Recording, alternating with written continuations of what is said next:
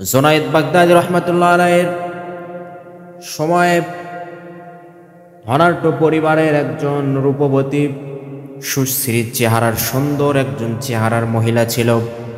এই মহিলা তার স্বামীর সাথে সহবাসকালে তার স্বামীকে বলতেছে, আমার যে সুন্দর চেহারা, আমার যে সুন্দর রূপ, এই রূপ যদি কোনো ব্যক্তি একবার যদি দেখে, কোনো পুরুষ যদি একবার যদি এই চোখ আমার এই চেহারার দিকে তাকায়, অবশ্যই সেই পুরুষ আমার দিকে তাকানোর কারণে আমাকে পাবার জন্য তার মনের মধ্যে লোভ জাগবে, লালসা জাগবে।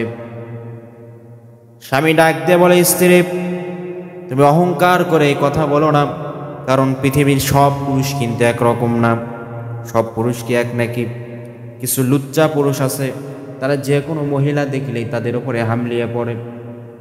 এই মহিলা যত বয়স্কই হোক না কেন, এই মহিলার মাথার সেন্স খারাপ হোক, এই মহিলার যত বড় পাগল মহিলাই হোক না কেন, তারপরেও বিভিন্ন সময় বিভিন্ন নিউজে দেখা যায়, বিভিন্ন বাজার ঘাটে অনেক মহিলারা থাকে যে মহিলার সেন্সলেন্স, মাথার মধ্যে ব্রেন বুদ্ধি নাই।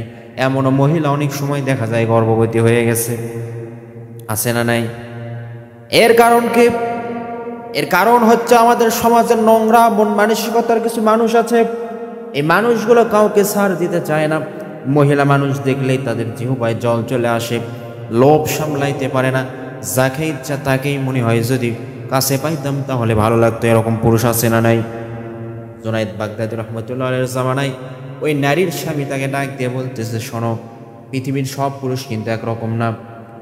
পৃথিবীর সবাই যদি তোমার দিকে তোমার চেহারার দিকে তাকিয়ে যদি তোমার প্রেমে পড়ে যায়, তোমাকে পাওয়ার জন্য লোভ করে, লালসা করে, কিন্তু একজন ব্যক্তি, এমন একজন ব্যক্তি আছে যেই ব্যক্তি তোমাকে দেখার পরেও তোমাকে পাওয়ার জন্য তার মনের মধ্যে একটুকু আকাঙ্ক্ষা জাগবে না। আল্লাহু আকবার। মহিলা ডাক দিয়ে বলে, কে সেই পুরুষ? আপনি একটু আমাকে বলেন, সেই পুরুষের পরিচয় কি, আমি তাকে একটু দেখতে চাই।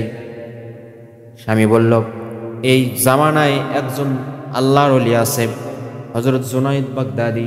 এই জুনায়েদ বাগদাদীর সামনে তুমি যতভাবেই নিজেকে সাজসজ্জা করে তার সামনে উপস্থাপন করো না কেন, সে তোমার দিকে চোখ তুলেও তাকাবে না এবং তোমাকে পাওয়ার জন্য তার মনের মধ্যে কোনো লোভ জাগবে না।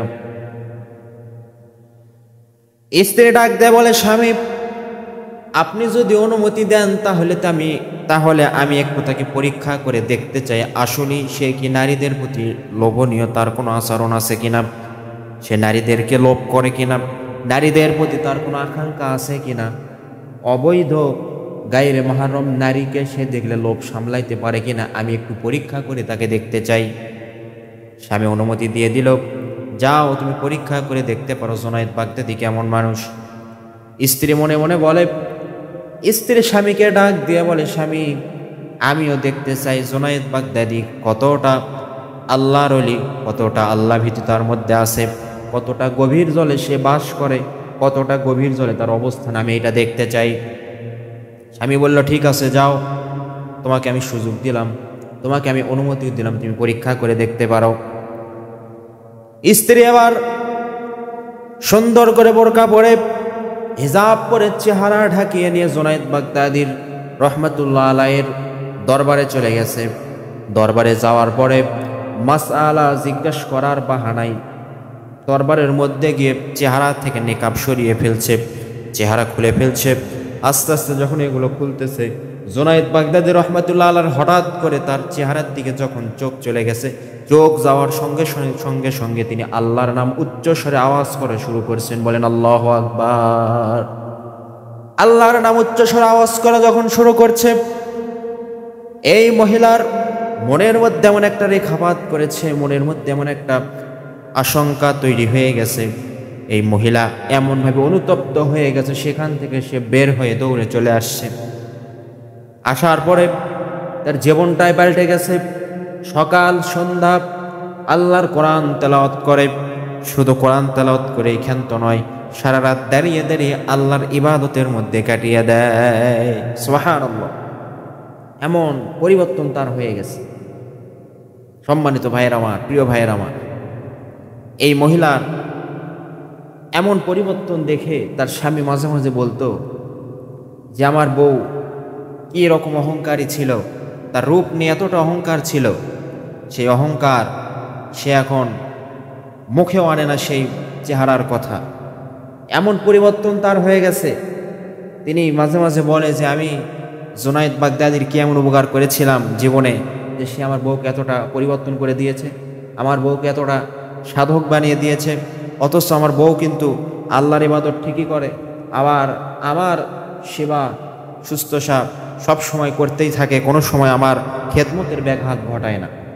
সম্মানিত ভাইয়েরা আমার, পৃথিবীর সব পুরুষ একরকম নয়, সব মানুষই একরকম নয়, কিন্তু আল্লাহর পর্দার যে বিধান আল্লাহ তাআলা দিয়েছেন, এই বিধান আপনাকে মেনে চলতে হবে।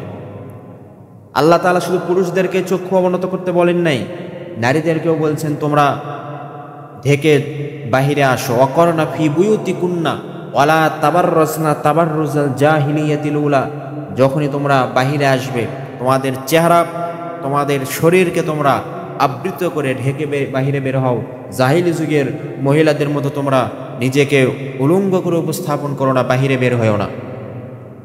সম্মানিত ভাইয়েরা আমার, এই জন্য পর্দার বিধান এটা আমাদের সকলকে মানতে হবে। পুরুষদেরকে আল্লাহ তাআলা শুধু নারীদেরকে পর্দা করতে বলছেন এমন নয়, নারীরা পর্দা করবে, পুরুষরা চোখ অবনত করে চলবে। যদি এইভাবে চলতে পারে তাহলে এই সমাজ থেকে ধর্ষণ, সমাজ থেকে অপরাধ, ইফটিজিং এগুলো বন্ধ হয়ে যাবে ইনশাআল্লাহ।